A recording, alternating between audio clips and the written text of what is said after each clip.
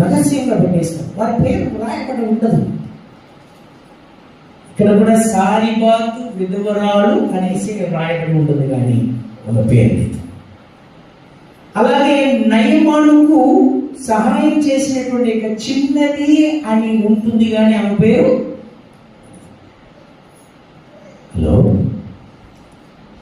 కావున పేరు ప్రఖ్యాతి లేనటువంటి,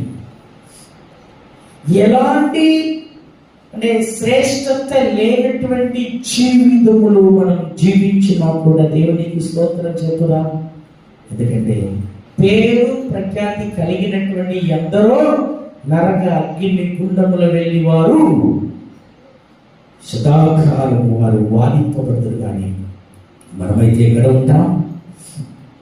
దేవుని సన్నిధానంలో ఉంటాం. పరలోకమందు మనము యెహోవాని ఎల్లప్పుడూ